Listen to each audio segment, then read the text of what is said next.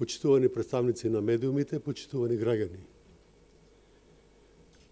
Република Македонија тоне во корупција, а правдата во Република Македонија е селективна. Корупцијата цвета, а функционерите од власта се недопирливи за органите на кривичниот прогон. За само 8 месеци од доаѓањето на власт на СДСМ и коалицијата со ДУИ, Македонија падна во однос на индексот на корупцијата од 66 на 90 место. Тоа е влошување за цели 24 места, со што Република Македонија се става во друштво со некои африкански држави. 8 месеци власта нема преземено ниту еден случај, ниту еден чекор во борбата против корупцијата.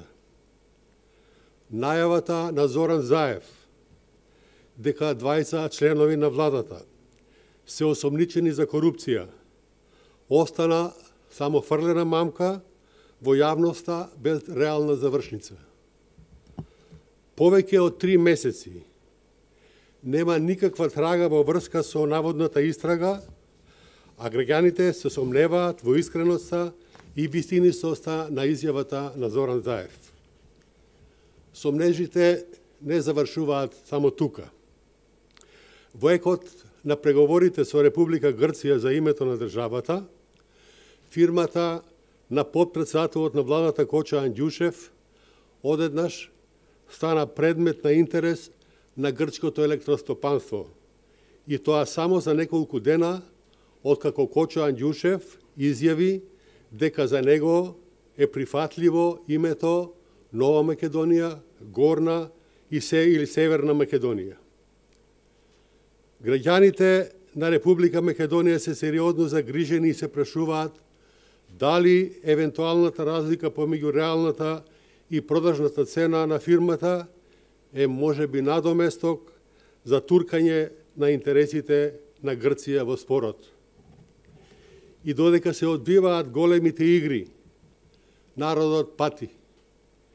1000 работници на Фени се оставени на цедило. Еден од најголемите гиганти на македонското стопанство е во стечај, а власта не презема ништо.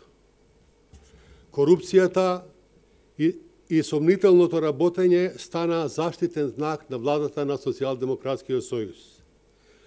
Кривичната постапка против Зоран Заев за кривичното дело подкуп на околу 200.000 евра не одлепува од мртва точка. Повеќе од 2 години смислено се одложени 19 рочиста кои надвор од правната логика, а се одлагаат и по неколку месеци. А јавноста знае дека за случаевите од СЈО рочиштата се закажуваат и по 2 и до 3 пати неделно. Случајот Цареви кули за противзаконита легализација на гостителски објекти со злоупотреба на положбата, изградени после донесувањето на законот за легализација на дивоизградените објекти, не е ни отпочнат, иако во јавноста излегува бројни докази за сторено кривично дело. Тоа ли е владењето на правото? Тоа ли е еднаквоста на граѓаните пред законот, кој треба да важи за други, но не и за Зоран Заев? Тоа ли е борбата против корупцијата? Судирот на интереси и расипништвото на сите нивоа во власта се во огромен пораст, без одговорност, стимулирани и подржувани од власта. Директорка на Општата болница во Охрид, сопругот го унапреди за 3 скалила погоре, а најискусниот кардиолог го распореди на најниското работно место. Во Заводот за физикална терапија во Скопје, директорката е истовремено и управител на сопствена приватна фирма од иста дејност. Широко распространетата корупција и немањето на волја од страна на државните органи за борба против истата ја уназадува државата, ја руши демократијата и го девалвира владењето на правото. Сето тоа ја одвраќа Република Македонија од чекорите кон ЕУ и НАТО и ја зацементира на дното. Во држава во која владее корупцијата, владее тиранијата, а не правото, демократијата и човековите права.